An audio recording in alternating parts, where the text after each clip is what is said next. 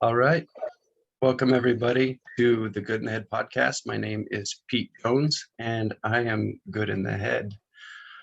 Today, I have on the show someone who I've been looking forward to a long time having on the show. Her name's Judith. She lives in the Canary Islands with her family and has for many years, which is near Morocco, off the coast of Africa, right? That's correct. Okay.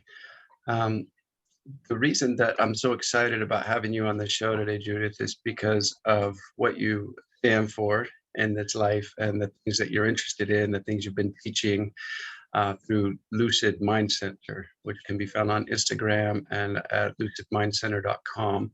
Are there any other places people can find you that you'd like to share?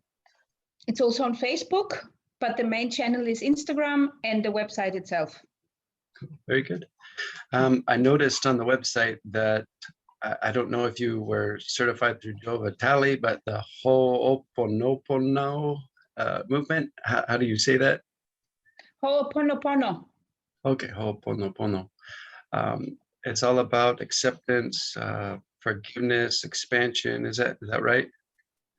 Well, it's like a mantra of four phrases which you can apply to really anything in life.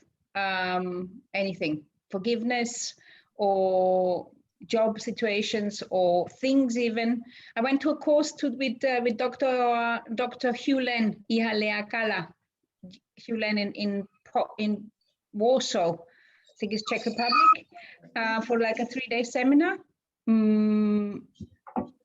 Oh yeah, but this is not what I practice mostly. This is not my main practice. Okay. What is your main practice now?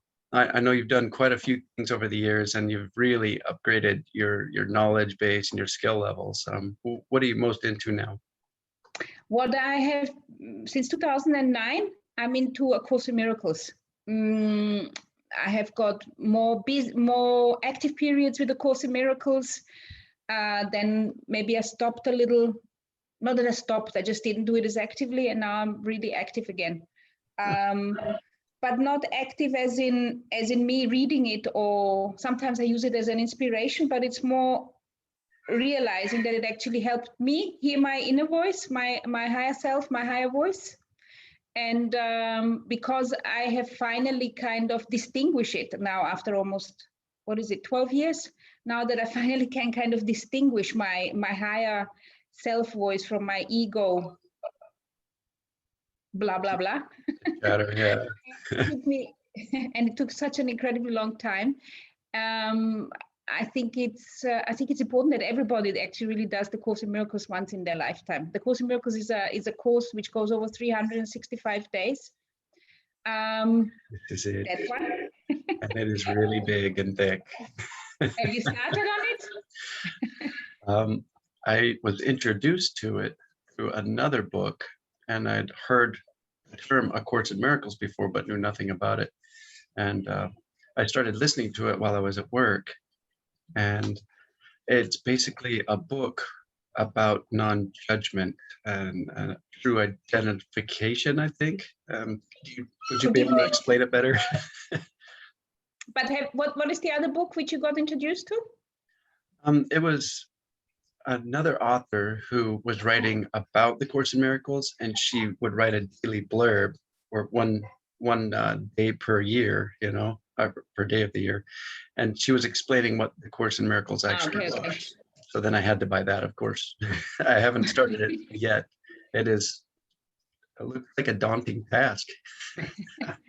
Well, I think what is maybe important, let me start from the beginning.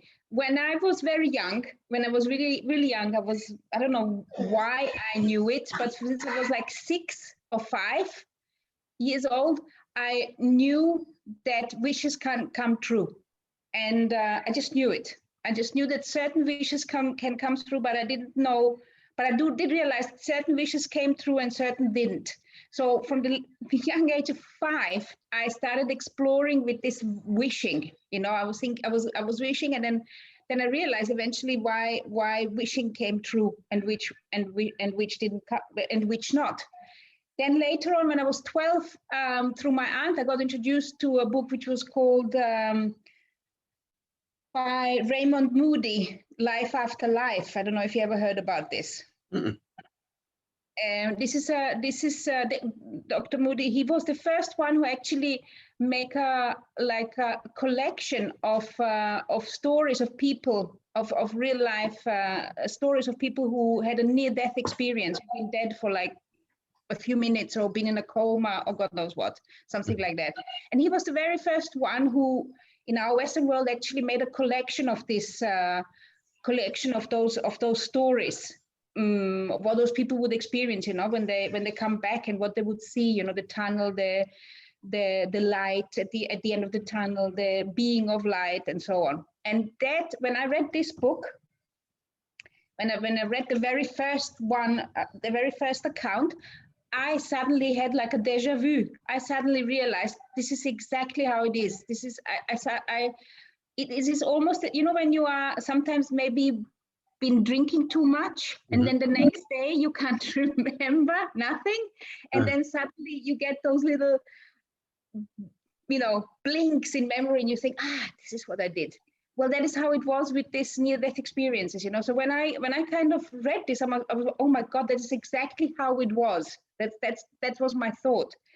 But I cannot recollect a near-death experience. And so this is those important two things which happened in my life, that I somehow knew wishes come through a certain way. You have to do it in a particular way. And then 13, I realized that this is exactly that. Somehow I knew what is going to happen when you die through this book. I suddenly had a memory. And then from there, I moved on, and I was on a search, but also I was very strong in business. I always been working on commission since basically I was 21 years old. So I didn't have so much time to explore this part of this spiritual part of me, because I needed to make money. I have 4 children.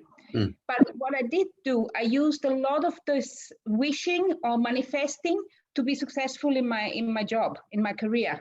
I realized how important it is to be positive, how to look at your client, because it's very, very important the way you look at your client. Because if you don't like your client, there's no way you're going to sell anything to him. So you constantly have to look for the beauty in the client. You have to open up. And all those kind of sales techniques which I learned, I later on realized that this has got all to do, it is all really spiritual, because you're connecting to the person. And then eventually my life has turned in a way that I now have time. My youngest kid now is 14, he's gonna go to 15. And when he was about 3 or 4, that's when I started with the Course in Miracles. Then I went to the Monroe Institute, and this was absolutely incredible what happened to me there. But still after that, I needed about 10 years almost to arrive at the stage which I'm here now, where I actually feel that I am capable of sharing something. Nice. So, and the institute that you went to? Sorry? Oh, the institute that you went to, did you say it was the Monroe Institute? Exactly. It's the Monroe Institute by Robert Monroe. I don't know if you heard about that. I have. The Robert Monroe is he into remote viewing, lucid dreaming, different things like this? Lucid dreaming, this is more recent. So the word lucid dreaming is a more recent word. So when Monroe was still alive, I don't know how popular the word lucid dreaming was. They would call that more like astral traveling or things like that. Astral projection, maybe, when he first had his astral projection or something. So, like I said, for me, it was the near-death experience which fascinated me immensely. And I always, for me, this is true. About most of the accounts you read, this is absolutely amazing what people experience. And I've read a lot of books. I have read 25, almost studied it, the subject. And when you read those accounts, and also when you watch people on YouTube, for example, if you've got a chance, also personally, I have had a few encounters with people who, when they tell you that story, you can just see in their eyes, they enter into a different state of consciousness. They kind of memory they have in their eyes. And So for me, this is a glimpse into this reality, which I believe is our true reality. I think this is just a passing, this life in this human body.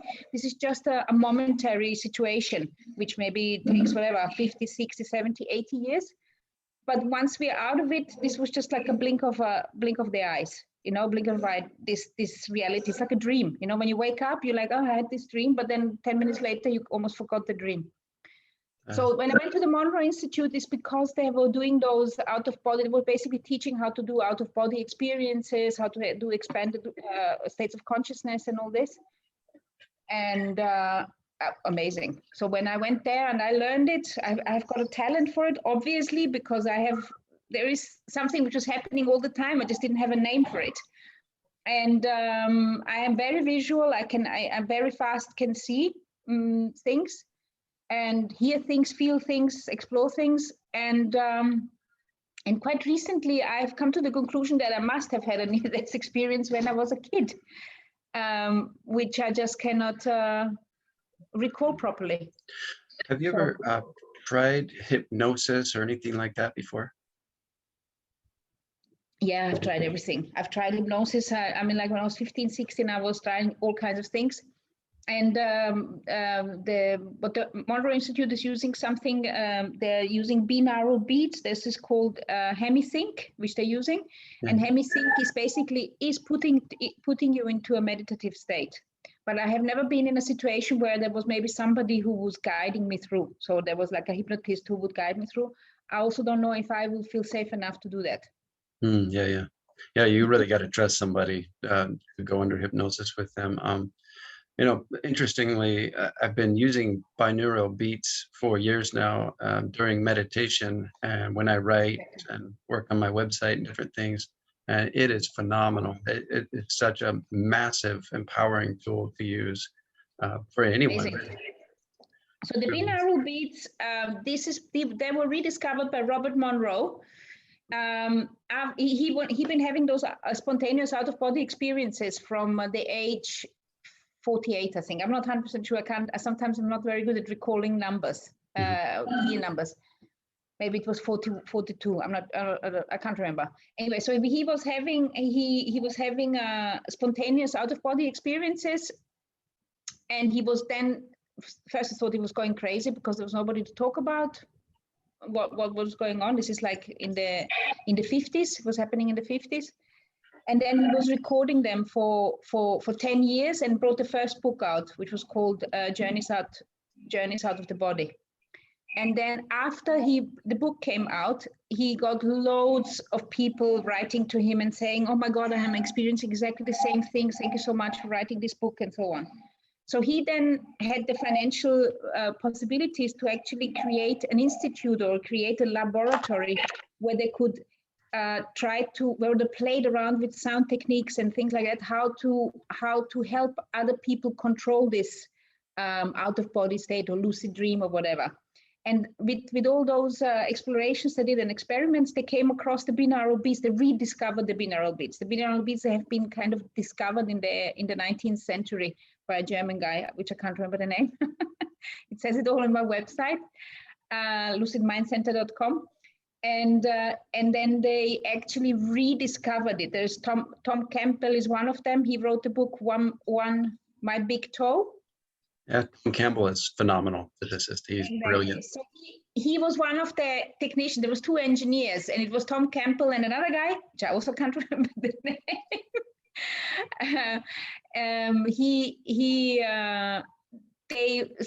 They started experimenting with those binaural beats. And that's when they realized, wow, this is incredibly powerful. And then Robert Monroe patented their mix of binaural beats and the sound effects and the verbal guidance and the different frequencies of binaural beats. And they have patented that under the trade name Hemisync. So there is all kinds of binaural beats out there, but if you really want to try something really powerful, then I would definitely recommend Hemisync. So binaural beats, the idea behind it is to sync up the two hemispheres of the brain and kind of make it into one collaboration. What's the benefit in Exactly. doing this? Well, you're getting a whole brain state. You basically get both of the brain halves to work together, to work in unison. So what is happening? I don't know if you know how the binaural beats work. So if you want to influence, for example, the brain to relax, you can't do that with a tone because we can't hear the frequency. You know, so for a relaxing state of mind is under below, I don't know, probably around 20 hertz or something, or maybe lower. I'm explaining all this in the Lucid Mind Center, but like I said, there's certain numbers I just can't recall because there's just too much information in my brain. Yeah, and but I do know that our ears, we cannot hear anything which is below 30 hertz. So to influence the brain with a tone, what they figured out is if you play, for example, 50 hertz into one ear and 55 hertz in the other one, then the brain starts vibrating at the difference. So that will be 5 hertz. So if there's 50 here and 51 here, the difference is 5. That is really relaxed. It's almost deep sleep. So your brain can start vibrating in this really calm state and actually could help you sleep. Now, it doesn't happen like this, that they can just, it can happen because they can't just put you to sleep like that. It doesn't work like that. You do have to allow yourself to go with the tone. So the reason why kind of sit calmly and quietly and just relax.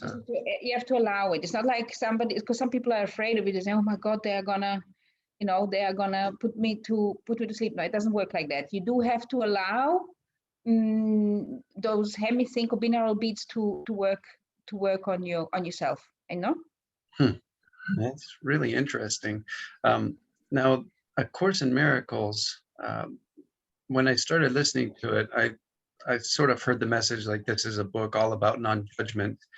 And then I started judging the book as judging me. And that was an interesting response. So it became difficult to continue to listen to the book. And I really had to push through and keep going. It was interesting listening to the first part of it, but then on the daily practices, the actual Course in Miracles, what has that done for you exactly?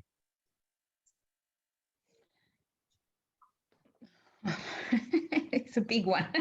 Yes. It's a big one. Okay, so A Course in Miracles, I started reading it because before that, like you, I read another book which was called The Disappearance of the Universe by Gary Renard. The Disappearance of the Universe by Gary Renard.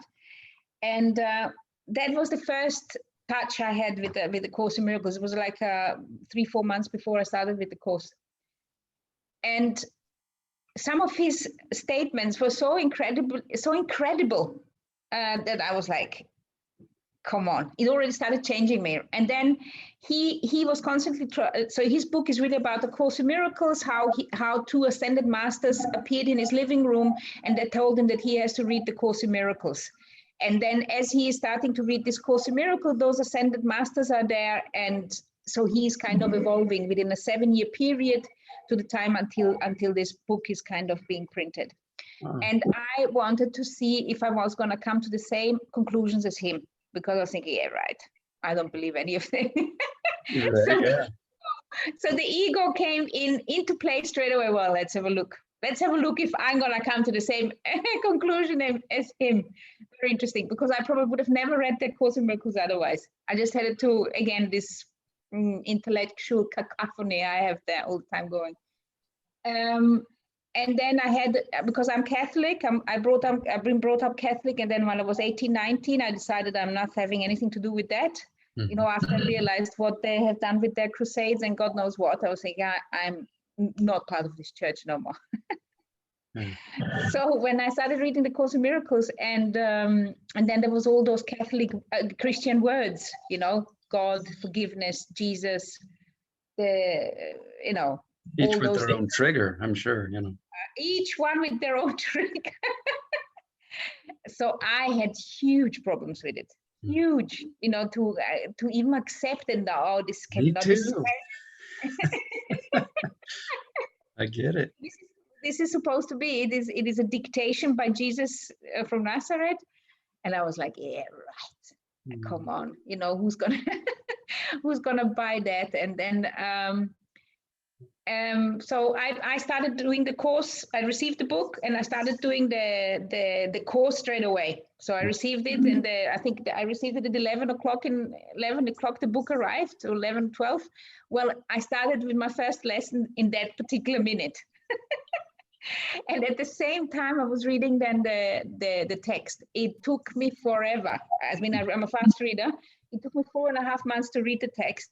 And I would fall asleep sometimes after I would read one sentence. It was, again, the ego would fight it. I would fall asleep. I never fall asleep. Can't sleep normally. I slept better in those 4.5 months than ever. Because every time I was reading the book, I was like, I don't know, just my brain would just switch off and I would fall asleep. So it took me a long, long period of time. So I finished the book, I finished the text. I've just been speaking to a friend of mine. One of the things which really me off is when I realized that one of the things which the Course in Miracles is teaching us is saying, so if you want to awaken and if you want to save yourself, you know, you want to get into nirvana, well, everybody else going to have to awaken too. I'm like, you How what? do you do that? No, but I was like, what? I cannot save myself? Everybody has to be on that boat with me. So I was 3 months. I'm not joking you. I was only angry. I was just angry because it took a long time for me to acknowledge this and to accept that there is no escape for me alone, or not escape for me and my family, or some chosen people which are with me. No, everybody needs to wake up for this to work. You know, I've been talking about that on Instagram. And so it's a process. It's not something you're going to understand within necessarily even a year. You know, it takes time. You have to allow yourself to undo all these things which you have. So after I finished the Course in Miracles, it's very interesting as well. I finished the Course in Miracles, and 7 days later, I went on the first on the Gateway Voyage, the first course of the Monroe Institute. And I think when I look at it back from here, I think that this had to happen that way. I had to do the course first before I went to the Monroe Institute. I did not hear about the Monroe Institute before I started on the course. It's very interesting. So almost it was like you were being prepared for more information and new things. Huh? Totally, because I would have come to different conclusions at the Monroe Institute if I wouldn't have read the Course in Miracles. And it was important. I had to read the Course in Miracles first. And so and after that year, it was 14 months it took me to finish the course.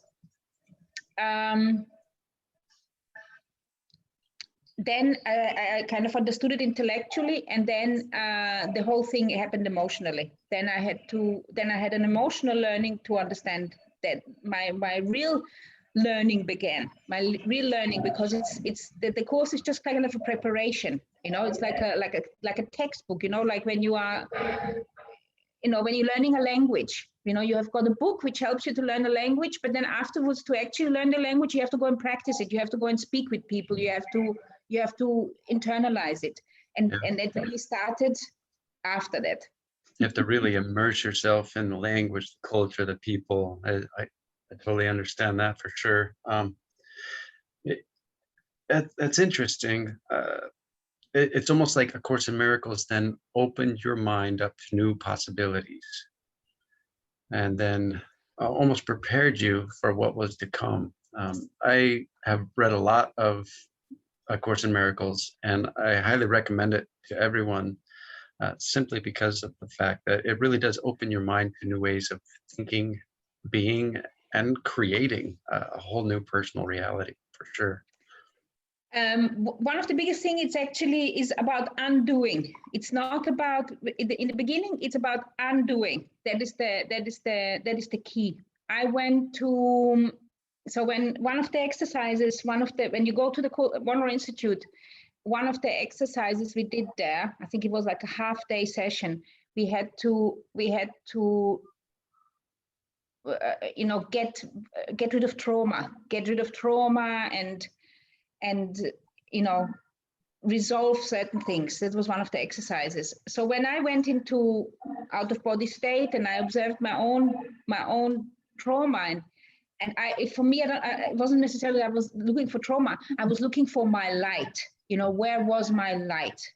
And my light was under an entire huge pile of debris. That was my light. I couldn't even see the light. There was, when an explosion of a house is like in a war situation, when you have got loads of debris, loads of rubbish on top of, like a pile of rubbish from an explosion.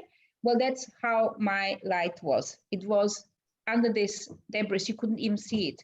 So with the course, with the Binaural Institute at those exercises, which I always returned back. I always returned back to this particular situation over the years as well.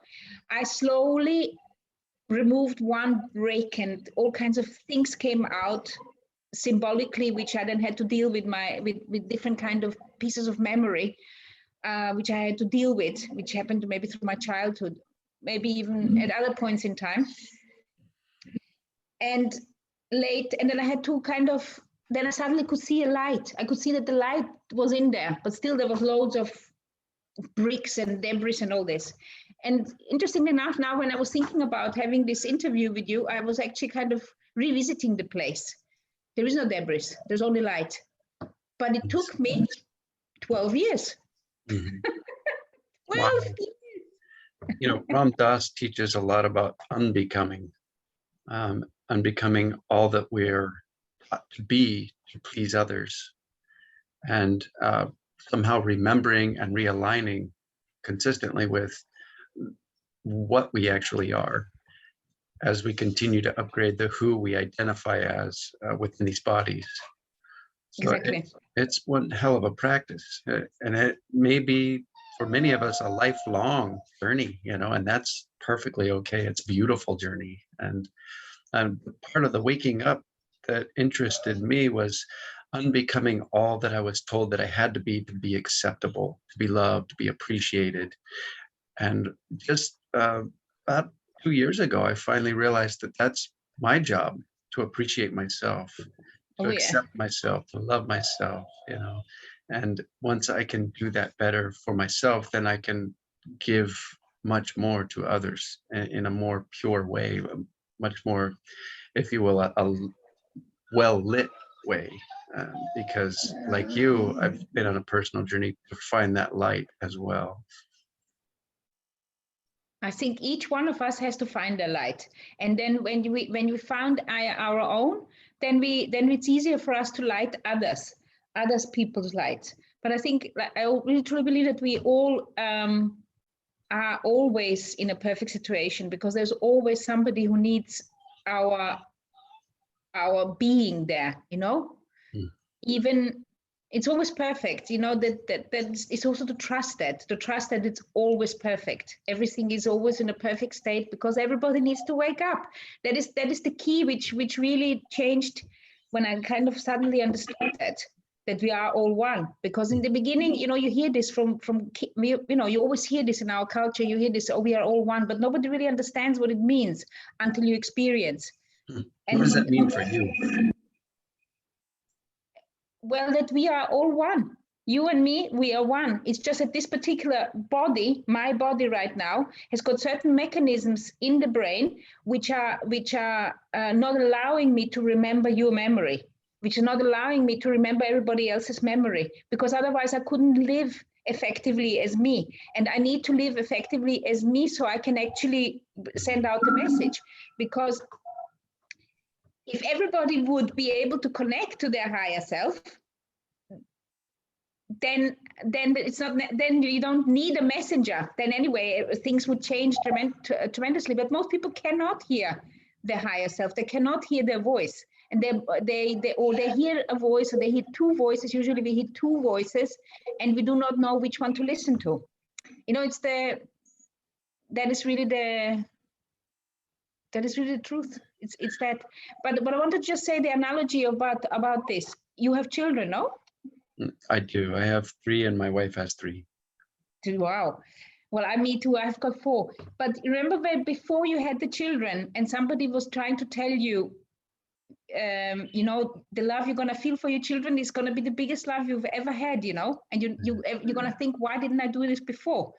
And before that, you can't imagine it. You're like, yeah, right. No, I love my partner most, or whatever, you know, I love my freedom most, or God knows what. And the moment you have this baby in your arm and you hold it and you look at this overwhelming feeling of love, which comes to you for this child.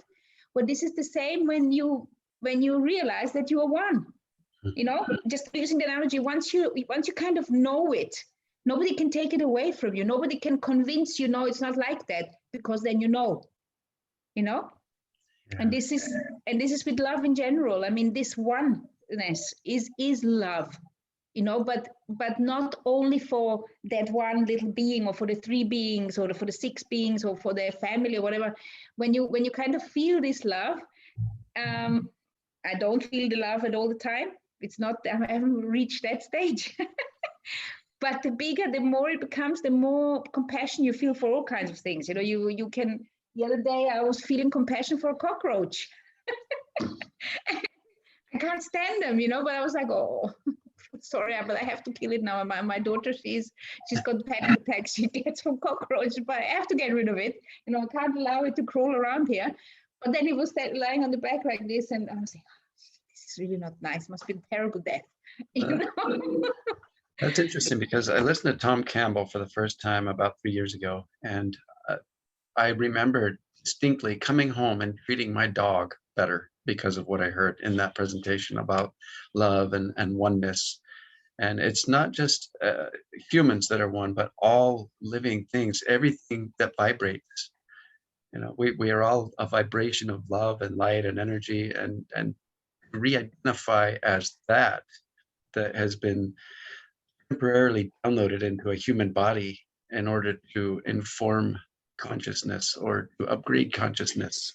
And as one, collectively, as a whole, to be able to continue to upgrade and up level in every way as humans, at the same time realigning with our true identity as, you know, divinity, or whatever you want to call it, within these human bodies temporarily, is such a great practice and such a great way to self-identify. We act differently, we do things differently, and we are different as humans when we consistently align with our true nature.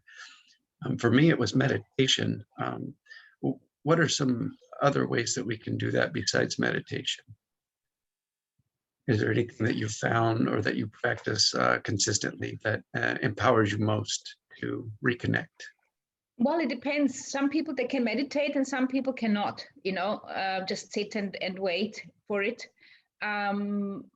Depends. I'm, for example, not very good at just meditating, because this is not, I need to have a guidance. It's well, what I have noticed is that it depends who you are and where you're standing from and where you're coming from, who you are, you know? So, for example, some people maybe meditate when they're walking in nature, when they're walking alone. So that is a meditation for them. Or some people meditating when they're maybe swimming in the sea. I know people who who are swimmers, and they need to do that every day. And they are just going in the sea and moving, or in the pool, and they are moving for 1 hour or something. And this is their meditation or fitness or whatever. So whatever, I think we don't need to make it so rigid, meditation, to say, oh, you have to sit down and wait for no thoughts. Again, this is something which I have explored because I have gone to the Monroe Institute, and when you connect, is again, when you suddenly realize that for me, it was never, I could not sit and meditate. This is not working for me. I need focus. I need focus, but this is the way, because this is how my brain is wired. I need focus, you know. And I love that. So rigidity is kind of a detriment to the practice of realigning. In other words, if we're able to be open to all different things, nature, exercise, meditation, breathing practices, music, smells, whatever it may be that works for us as individuals, then just go with that. Absolutely. You must always go with what is where you, because it's all relative. I mean, Einstein was right, is everything is relative. It depends where you are standing on the scale, you know, so what it is you need. You know, if you're a very active person, well, then you need maybe more to calm down. But if you're already very calm within yourself, like I'm actually very calm within myself, well, I don't need to be more calm. I need to activate myself, you know. So this is always depends where you are on the spectrum.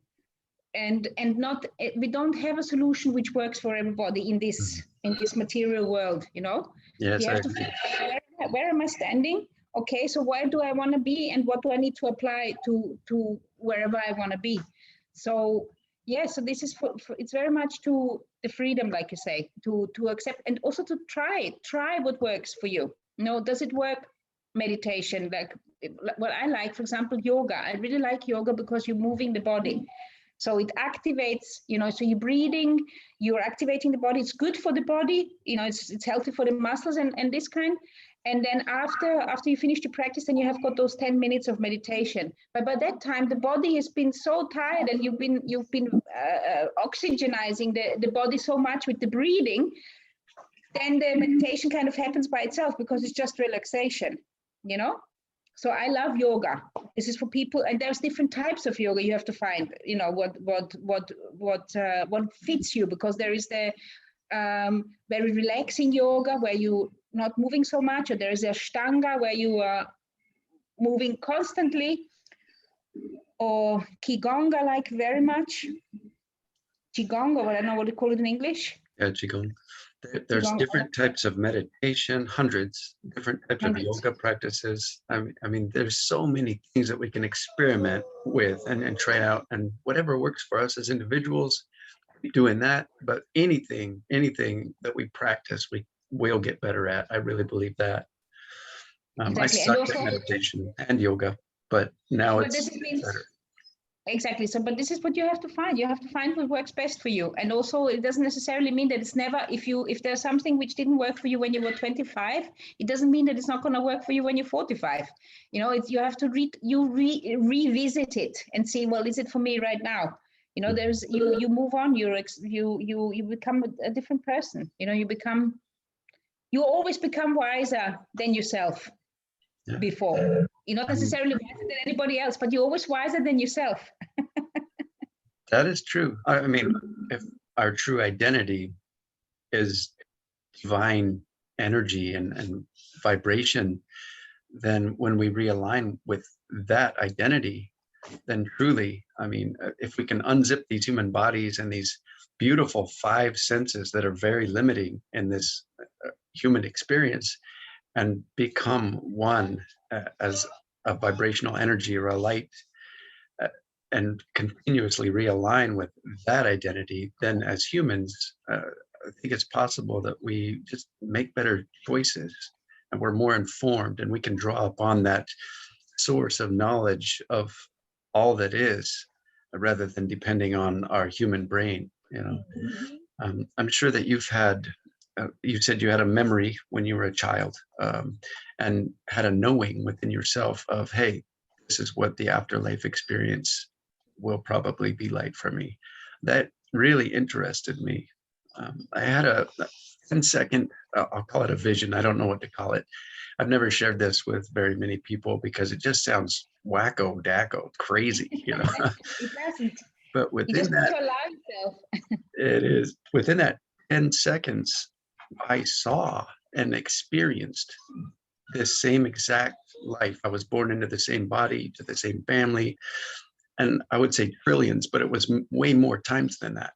And with every single little decision that I made differently within every existence or every life, it resulted in an entirely alternate trajectory, a different life experience in every way. And I was like, oh my God. and it a little kind of freaked me out.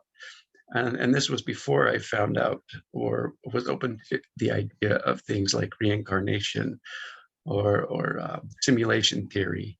And so when I started hearing some stories about reincarnation and people's theories about the simulator experience, like, oh, this is just a virtual reality body, this is our suit, and we experience this virtual reality with 5 senses. And it hit me kind of hard. I was like, wow, I would never have been open to any of these ideas 20 years ago. There's no way, not even 10 years ago. But anything's possible now. I really believe that, the limitless possibilities. Well, I think very much that I don't know it. That's not what I know. It's just a conclusion I have myself, that we are reliving the same life over and over and over again. I almost think that we have got like first choice. You've got first choice to go back to your own. So you kind of relive it. I don't know if anything changes, or I've got no idea about that. But I have to feel this is kind of one of my, that's probably a possibility as well. In the Course in Miracles, it teaches that all the life is over. We are already saved. This what we're doing. This is reliving a memory. It's all happening in an instant, because the same as we are all one, there is no time and there is no space. Now, this is all the near-death experimenter and the really powerful out-of-body experimenters. They always say, there is no time, there is no space. And the Course in Miracles teaches exactly the same. There's no time, there is no space. Everything happened in an instant, and we are all back to we are already back. It's just what we're doing now. We are reliving a memory. That is so fascinating to me. You know, they did this experiment with mice where they had a mouse before it got pregnant, and at a certain point in this big maze, they would shock it. And they had electrodes and diodes, whatever, connected. So they knew its stress levels and all these things about it as they were running these experiments over and over again. And they noticed that as soon as the mouse got near that place where it was going to get shocked, it would light up and it would be a little traumatic and stressful for the mouse. Well, when it got pregnant, it stopped running the experiment, of course, you know. And when the babies came out of curiosity, they ran the experiment with these babies. And for 5 generations, these little mice that had never been shocked at that place in the maze, the same areas of the brain would light up as if they were about to, and they knew it, like they were living a memory that was passed on genetically. And I thought that was really interesting. But yeah, I absolutely believe this. I believe there is a genetic, I think that the memory, the coding is happening in the genetics. I'm 100% sure, because how else would that work? I mean, there is no, I cannot see any other way. And the reincarnation as such, it is interesting. The concept is very interesting, but I don't know if it works exactly the way we have been taught that it works. I don't think it works exactly like that easy, that simple. You know, I have been Cleopatra in my last life, and in between I was Hitler, and I was a farmer or a beggar or God knows what. I actually don't think that we are having, that this is like a linear thing, one soul. I don't think so. I think this is more like a genetic memory, which is kind of, and we kind of memorize certain bits which have got to do with this particular code, which is making up our body somehow. You know what I mean? Because I have had glimpses, I have had experiences of past life memories. And just yesterday, I was watching a documentary about, is it Jordania, where there is the Sikh, this very narrow canyon. And then you end up, and then there is suddenly coming up, opens up like a kind of a square within the canyon, and then there's like a big portal. I think this is in Jordania, and it's called the Sikh, SIQ, the Sikh. And then I saw it on TV, and I was like, my God, I have had a past life memory with this. I remember myself walking as a young Arab girl with about 18 or something I was, and I had like a blue dress on, and I was carrying water on my head, going towards this. And there were several of us. There was four or five of us, and we were bringing water to the place. And I didn't know that this was like that, but I saw it on the TV yesterday, and I was, oh my God, this is the place. This is where I was. That is so fascinating to me. Just in January, my son and I went to a place called Sedona, Arizona. And people from all over the world come there because of the energetics, that people love to just be there and vibe. But our last day there, we were exhausted. We almost didn't make it. But at the last minute, we decided to do one last hike before we had to come home. And he was leaving to the army. Okay. And when we got there, we were a little frustrated. There's these two guys dressed all in white, and they're in the exact spot that we wanted to go be and take a picture and write our name in this book. And we waited for 10 minutes, maybe they'll finish, but they didn't. And so I tried to inject ourselves into their conversation, say, hey, is it okay if I take a picture of you guys? And so we really hit it off. And I knew that if we spent very much time there with them, that we would be late coming home. And we ended up spending almost an hour with these guys. And we were an hour early coming home. And I was like, how did that just happen? It was so crazy. But this guy started, he said, I'm going to give you a blessing, my brothers. He spoke this language of light, is what he called it. And I actually had him on the show a few months ago. He's podcast number 4, episode 4. And when he began to speak that language, I had this immediate vision of me as a Viking with this long black flowing hair and this huge black beard, and blood was spattered everywhere. We had just finished a battle, and it was a victory cry, it was so intense. I just was blown away by that. I'd never experienced anything like that. And I'm like, what's going on? It was just out of this world kind of an experience. And again, I would have never been open to the possibility of such things. But here with these guys on a mountain in the middle of nowhere, just us 4. I've seen it. I've seen that one. I've seen a bit of that podcast. It's a guy with blonde hair. Yes. Yeah, I've seen it. Very interesting to talk to. It's amazing. Yeah. No, but this is what it is.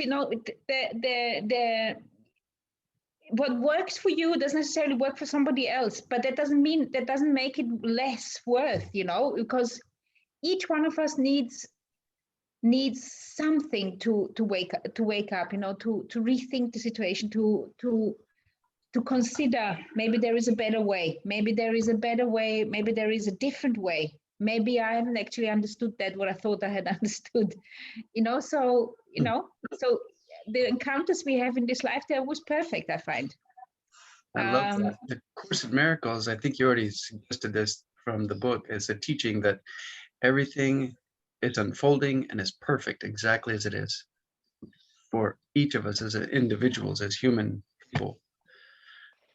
And when you said that, immediately I was like, oh my gosh, that's an alarm that I set to go off every morning when I was reading a part of A Course in Miracles, and it goes off every day. And I'm like, everything is perfect exactly as it is, including other people, me, situations, timing of things, circumstances, everything is perfect. And if we can accept that as our personal truth, everything unfolds perfectly. And exactly. Have you started on the course? Have you started on the workbook yet? A little bit through that other book. She was describing what's in A Course in Miracles. So sort of, not quite. Well, you can start anytime. But you have to do one lesson a day. You can't do 2. You shouldn't do 2. You can't. You're not supposed to do 2 lessons. Anyway, this is very there's instructions, exactly what you need to do every day. So, because I always say you have to do the workbook. It makes, this is where the big change happens, is because you are applying the lesson on your life. You're applying, this is like a mini meditation every day. You start in the mini meditation in the morning, and then you're supposed to do it maybe 4 or 5 times in a day. And then you end your day with a mini meditation in the end. This is how you start the first course. And then of course the very first lesson makes no sense at all. You're like, what on earth is that supposed to be? Can't even remember what the first lesson is. You've got it there. Yeah, You know, it's weird at first. Anything new is, right? But you're right. I mean, that first lesson, listening to the book, it was almost a turnoff because it challenged and questioned my current belief system, my ego, and it was different than what I'm used to. So it was uncomfortable. But as I progressed into it, and I only went maybe 50 something days in through the other book, I noticed a change taking place within my mind and my heart and in the way that I was able to perceive things. It's almost like you go to the eye doctor, you know, and they say, okay, is this one better or is this lens better? Oh, I like that one. And then they'll bring another one in. Is this one better or is this one better? And you just fine tune and hone it through repetition until you get the perfect view and you can really see more clearly. Exactly. But one of the things which I just feel compelled now to tell you, one of the things with the mind is that you have to train your mind every day. It is like when you want to train your mind, like when you want to have your body working in a particular way, you also have to exercise it every day. It doesn't necessarily mean that you have to go and lift weights, which I recommend very much that you should at least 2 or 3 times a week, but which is really good for your mental health as well, is just to lift weights and to do exercise. But I'm talking about like walking, you know, being out in nature. And this is what you need to do for your body. But for your mind, you need to train the mind. So you need to put a focus on what is it I actually want to think, you know? Because if we don't have the control over our mind, over our thoughts, then our thoughts are guiding us, just, you know, swirling around. And what we have to learn is how to guide our mind, how to make sure that our mind goes in the direction where we have set it, you know? So through intentional desire of what we want in our mind and repeating that maybe first time when we wake up First thing in the morning. That's a practice that I started in 2017, where I began writing each morning. And it was in an effort to refocus my mind on things that I thought was important, you know, for me. And I started sharing it with my kids, and then I started sharing on social media, and eventually it became a book called My Daily Perspective Shift. And basically it was to shift my perspective back into alignment with where I wanted to go, where I wanted to expand into. And that's been one of the most incredible experiences for me personally. I mean, there's just so many different things that we as humans can do to realign with our true identity and create the personal reality that we're meant to, one of beauty and abundance and contribution, you know, towards ourselves and others. And we I have just to love that practice. are there because any daily habits or practices that you have currently that really work well for you? The other day, what I do normally in the morning, I do exercise of some sort. Either I go walking, or I lift weights, or I go swimming, go walking on the beach, and then go in the sea. I love the sea. This is for me the connection, pure connection. Pictures of where you live. It looks beautiful there. Nature. Oh. Yeah. But this is for me. It's absolutely for me going. You know, diving into the sea. That is like half the day has resolved itself for me. It's gonna be good. And so what I do also when I'm doing exercise, I don't necessarily watch a video. I actually then watch a YouTube video of something, you know. So the other day I watched something of a monk. I can't remember what monastery it was, but he was saying one of the practices you have to do. Oh, this is my battery. Let me just put it in. One of the practices they are doing, or they are teaching their monks to do, a Buddhist monk, is to the first thing in the morning is to think about death and to be grateful that you're alive for another day. I like that. And I thought that was actually very interesting. And about 2 weeks ago, I have watched this, and I have been practicing that for 2 weeks. So sometimes when I wake up in the morning and I'm a bit stressed, I have to do this, I have to do that, or maybe some kind of worry I have in my mind, I then think about death, and then I'm grateful that I have got another day. And just reducing all those millions of thoughts to just one thought, I think is very helpful. And then I go on my walk, go to the sea, consider that. I like to go. I think it's very important to connect to nature every single day, every single day. You know, if you, for example, working from home, or if you're working, if you're working somewhere and you could go into your car and then drive to the office and whatever you do, I think you really, every single one of us has to make time to connect with nature every day, as early as possible in the morning, whatever that is. You know, walking to school or work or university, go maybe walk through a park, or look up in the sky. Really become aware that how insignificant we really are when you look at the sky, or or whatever, you know, or the horizon. Always, also one of the things which I picked up from Paulo Coelho in one of his books is that you should always look at the horizon. You know, so when you are looking, when you are outside, look as far as you can in all directions. You know, to become aware of your space. It also expand your space that way. You know. Yeah, it does. That's a really great way to recenter and reground. I love to go out in nature and get barefoot and touch the earth with my feet. They've scientifically proven now that it actually draws out of your body all the negative ions or electrical charges or whatever, you know, and makes you healthier. It actually upregulates your immune system, calms the nervous system. It's really fascinating what nature can do for us. But we are nature. Exactly. The thing is, that is the other thing, is what we have misunderstood. And the reason why I'm saying that we have misunderstood this is because I have experienced it myself, that I forgot that my body is nature, you know, that we become parts, we somehow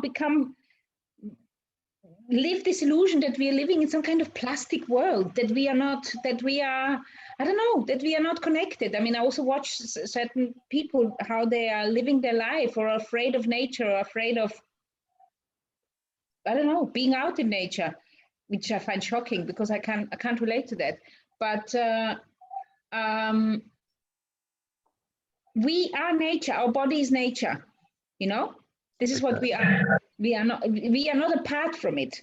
What maybe is apart from it is our spirit, our spiritual being. But then again, and that is also another very important message which I want to pass over, is it's not that our spirit is within our body. It's the other way around. It's our body and our mind which is inside our spirit. So all this what we are seeing, this is actually within our spirit, within our mind. It is not that this my body is sitting here and yours is sitting there and the spirit is somewhere inside. It's not like that. It's my spirit is all over, and I'm just having this perception here that I am perceiving something through my eyes. You know? I actually align with that.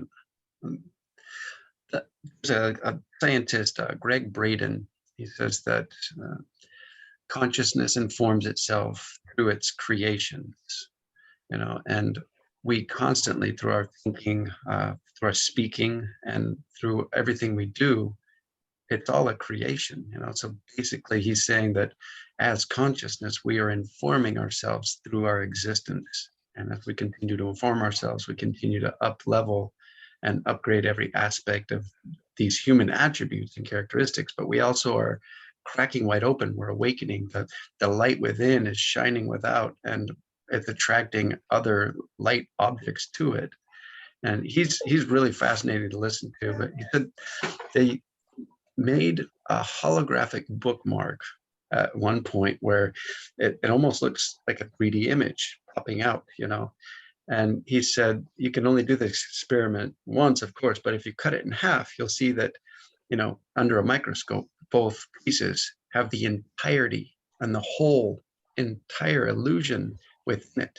And you cut those in half, and then instead of having pieces of the same thing, you have yet another whole and entire complete illusion within each peace.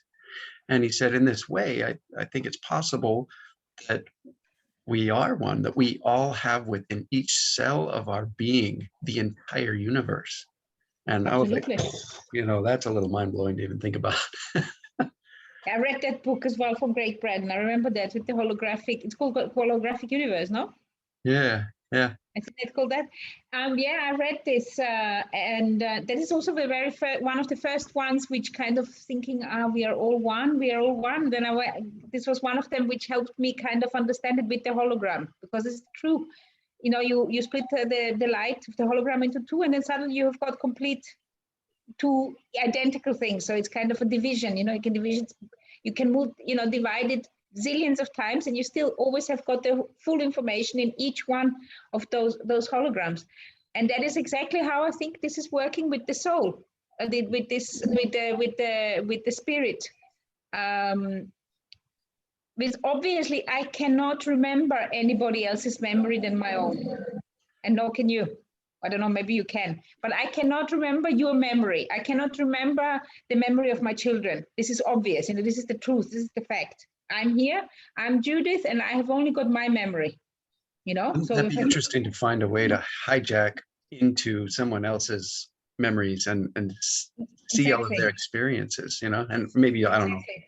So it's a physical protection. It's a physical protection you have in the brain, and that is also what we are learning. What we teach. I have trained to become a facilitator of the Monroe Institute, and I actually help people to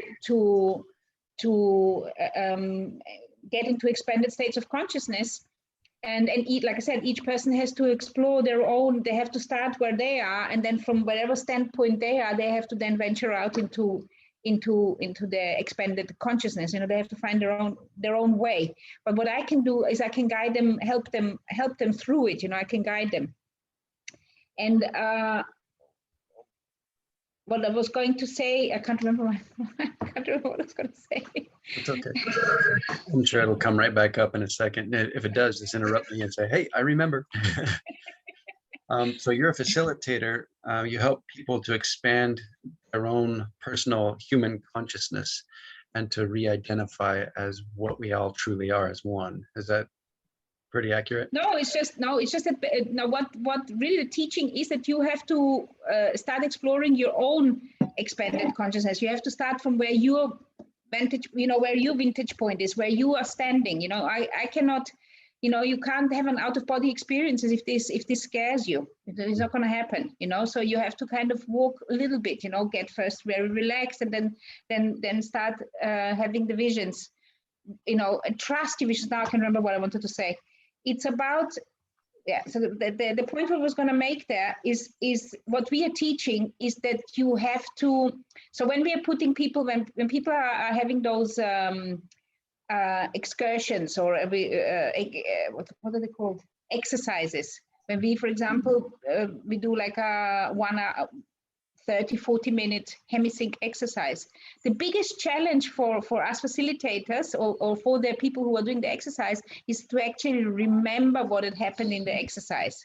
Mm-hmm. It's not like nobody is having an out-of-body experience or nobody is having an expanded state of consciousness. The problem is that they can't remember when they come back into this wake consciousness. We also can't remember our dreams. And this is because there is a mechanism in our brain which is shutting off. So you're having this particular dream state, you're exploring this in the moment, and then you wake up in the morning, you have got for a second, you have got a memory of what you have dreamt, and then you just put one foot out of the bed and the memory is gone and you can't recall it anymore. And it's the same with when you're doing binaural beats or when you're doing a hemisync exercise, you have got this extraordinary experience within the exercise, an out-of-body experience. But the challenge is to actually make sure that you remember it when you come back, that you kind of materialize it into this world, you know? So and what's the best way to do that? Just repetition, like keep trying, have a journal? Exactly. You first learn the different levels and you also prepare yourself before you come out. You're already preparing yourself that you need to memorize it.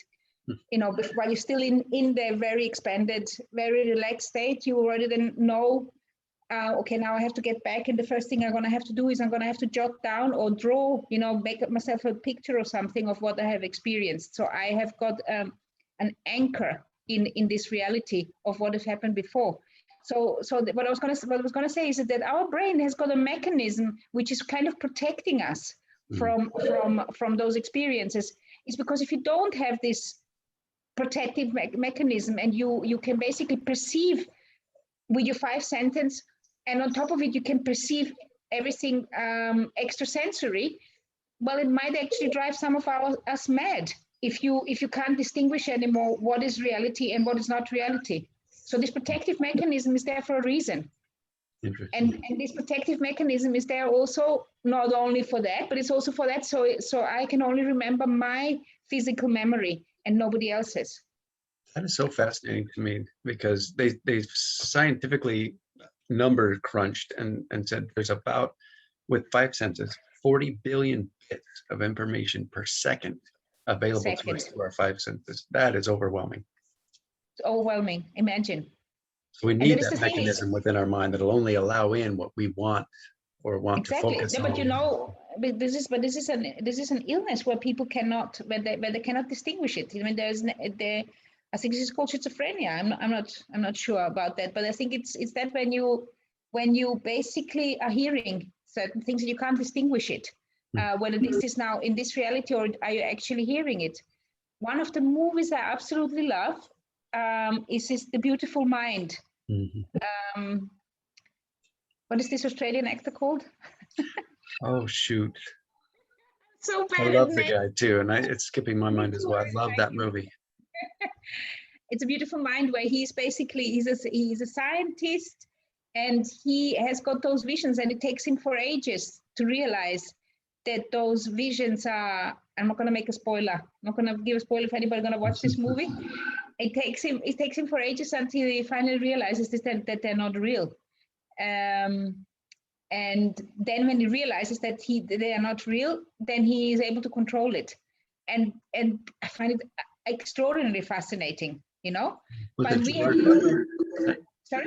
Was it Gerard Butler? No. No. Anyway, it escaped me. I'm like, who was that? That was such a good movie. You know, is it? No, I thought it was the other one. Or maybe I'm mixing up 2 movies. No, A Beautiful Mind is such a fascinating movie, and it totally shows people, you know, the possibility of the human mind and what we're actually capable of. You know, that we can project onto others the illusion that we see ourselves as. And interesting thing about mental illness, they call these things illnesses when really they're gifts. You know, like with bipolar, Dr. Caroline Leaf said bipolar, schizophrenia, depression, like severe depression, where you are hopeless and you just want to die. All these things aren't illnesses. They're symptoms of things that need to change within our soul so that we can realign with our true identity and enjoy the beauty of all that is, that we're currently incapable of doing because we're so hyper-focused on the symptom as an illness rather than a gift. And like with bipolar people, manic depressives, this just simply means that they're incredibly empathetic and capable of experiencing extreme emotions. And that's a beautiful thing within this life. You know, depressed people, that means that they have a gift of being able to hyper focus on something. And if you can hyper focus on something that results in massive depression and complete hopelessness, you already have everything installed within the human brain to then do the exact opposite and create something far more beautiful than you can even imagine within that state. I mean, look at people that are, you know, they think so fast all the time and they just blurt things out, and they're really active and hyper. This is a gift as well. They're good thinkers. They think well, they process through things quickly, but yet here's your ADD medication. You know, you need to calm down, and so they're quieted down and they're not allowed to live and expand into their actual identity of being a good thinker. They are taught to become something that pleases society rather than being who and what they truly are, true to themselves.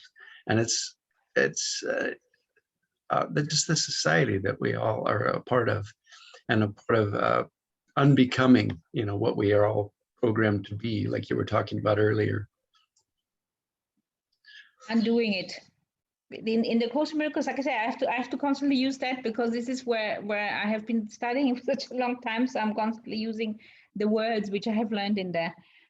They call it undoing. Undoing. And also another thing which I just said when you said you need to change your soul. It's not the soul which you need to change, it's the mind. So that's also a very distinguished, which I came to understand with the study of A Course in Miracles. It's not the soul. The soul or the spirit is perfect. And that is what we are supposed to remember. We are supposed to remember that's what we are. We are perfect because that's who we truly are. But it's the spirit. But it's the mind which is screwing us up. It's the mind where we don't realize that we have, first of all, control over the mind. That one which Eckhart Tolle calls the observer, the one which is standing behind the mind. It is the mind which is, if it is not controlled, which screws us up. It's the mind which is doing it all. The mind is extremely powerful. The mind can manifest, it can create beautiful things. That's what you have the body for, but you have to first think it. You first have to come an idea in your mind. You have to idea, okay, I want to do this. And it can, and then you can, this can be a positive, beautiful, creative thing, or you can also be destructive.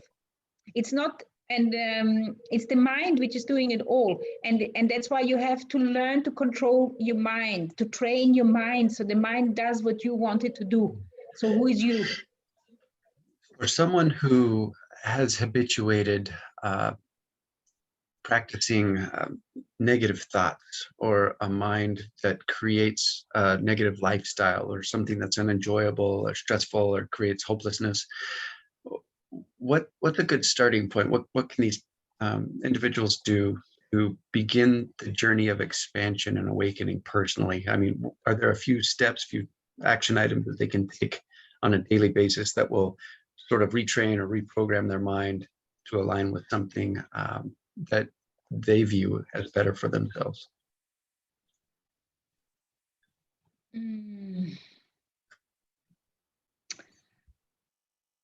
It's asking for help. Okay, so it doesn't necessarily mean that you need to ask a person for help, but one of the very first things is that we have to understand that we are not alone in here. We are not alone. You know, you are not one person alone, because if you are one person alone, then it rather is hopeless, the situation here, you know. Asking for help from another, from the universe, I would say, and asking for help, professional help, or even telling somebody about their feeling. They have to share their feeling. They have to open up, because sometimes when whatever situation you're in, and when you constantly turning it around in your mind, it becomes bigger. So what can help is just sharing it with somebody, telling somebody, because once you have talked about it, once you have created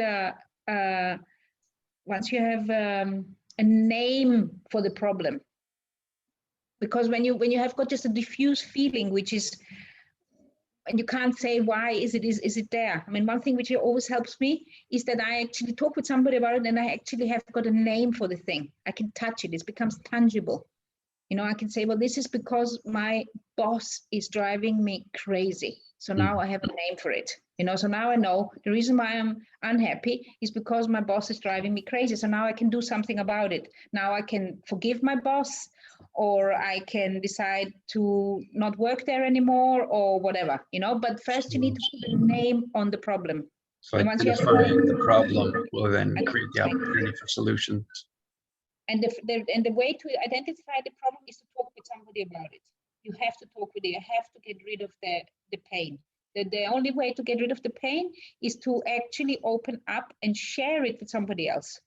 I love that. My mom told me something just this last week. We were talking. She says, you know, in the mental health field, which she's a part of, they have a saying, and it is, we are only as sick as our secrets. Exactly. You know, when we keep a secret, like you were talking about, we hyper focus on it, and it expands, and it becomes far larger than it actually really is, because it's in our minds, it's expanding. But we almost deflate it. We take the wind out of its sails. We take the shame away from it when we are able to verbalize it and say it. when we speak our secret, it takes away the power. And I love that. Exactly. And then it absolutely takes away the power. And I have had all kinds of trauma in my life, and which certain things I can talk about it openly, and it doesn't upset me at all. When before that I couldn't talk about it at all. I couldn't without starting to cry and all these kind of things. And but you grow with it. You know, they say that the most beautiful lotus grows in the most murky lake, most dirty lake, you know. So if you actually learn to grow with it and let go, there are certain nuggets of gold you pick up which maybe need to be shared with the world. I love Which that. you really find. So what you had said for people who want to get started on this little personal journey of healing, of working through trauma, of expanding into a higher vision of a greater self, would be to share, to ask for help. That's the universe. Ask a person, a professional, go to a group, and share and identify. First of all, you need to. It all starts with an idea. The very first thing is the idea. I mean, this is the very first sentence in the Bible as well. First, there was a thought, or first there was an idea. And that is what always starts, is asking for help. The Course in Miracles says it, you kind of have to acknowledge that there must be another way for this, you know? This is a small, tiny idea where you say, there must be a better way for doing this. And there always is. There always is. And then also, if you can acknowledge whatever that higher power can be for you, then actually ask this higher power, higher self, whatever, like I always say, whatever name you want to give this higher intelligence, this bigger self, which is disconnected from, if you can ask it, because there is kind of somebody, we all feel it. You know, when we were kids, we were completely aware of it, that there was something there. And then we disregarded it and say, no, we are alone here. But there is always this something which is kind of with us. Even when we're completely alone in the forest, there is always something which is kind of walking with us. There is something bigger. I don't know if you sense it. Oh yeah, I love that. That's a great way to verbalize it. There is something bigger. So ask it. Please help me. I mean, this is what we do anyway. When you are in a kind of situation where you really need help, you always say, oh, please help me. Who are you saying it to? Yeah. That is very interesting. If we're all one, maybe we're asking ourselves. I don't know. We are. Our true self. Of course we are. Of course we are. But that is, of course, what it is. But that is amazing. I want to be respectful of your time. There's so much more that I would love to talk with you about. Maybe we can do a part 2 one of these days when it's a good time for you. For anybody. You're welcome. What's that? Yes, welcome. I like it. It's very easy to talk with you. It's very nice. You have got very good questions. Oh, hey, likewise. I really appreciate every opportunity that I've had through observing your content, reading, watching your videos. I feel like I've had many opportunities to upgrade my experiences of life through some of the teachings that you share. It's a reminder that I need to dig back into A Course in Miracles. I've got a long list of books, and right now I'm reading Daniel Goleman's Emotional Intelligence, which is super fascinating and very, very helpful in this human realm, of being able to emotionally start to create something better. But that's what the Good in the Head podcast and the website is all about, like constantly learning new ways or better ways or different things we can experiment with to upgrade our own personal realities. Because until we know better, we can't do better, right? I mean, we gotta know better.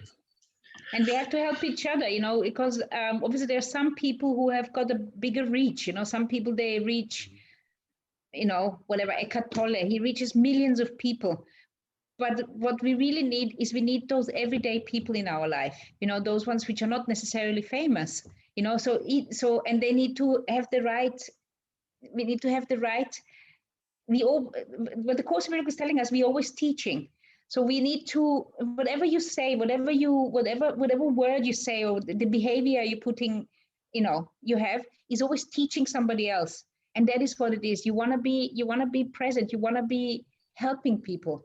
And I think with your podcast, and I think you're doing a great job, because you are bringing different ideas to people, different things they can do. And maybe there is something which works for some of us, and some things don't, but it doesn't matter. Yeah. I think the intention is the important thing. And exposure to new things, new ways of thinking and speaking and being and doing, and the podcast is great, but what makes it so amazing is guests like yourself and the other guests that I've had on the show. Truly, we are all learning through and with one another. We are all consciousness and forming itself through its creations, and they say that to teach is to realize that you're always going to be a learner and a student. A true teacher will always be a student. Totally.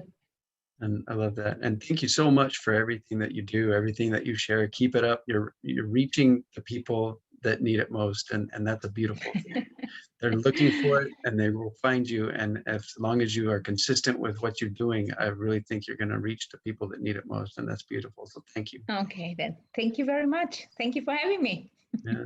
Thank you for all the listeners who are members of the Good in the Head community and who are also new to the community. Check out the website at goodinthehead.com. The Good in the Head podcast is exclusively on YouTube for now, and someday will be on other platforms. Good in the Head is all one word. It's on Facebook, Instagram, and Twitter as well. And I look forward to speaking with you again, Judith. You have a very clear mind, great intentions, and such a pure heart, and you're all light. And I'm so grateful to be able to connect with that light. Thank you very much. Go ahead and hang on just one moment. I'm going to stop recording, and we'll talk for just a moment, if that's okay.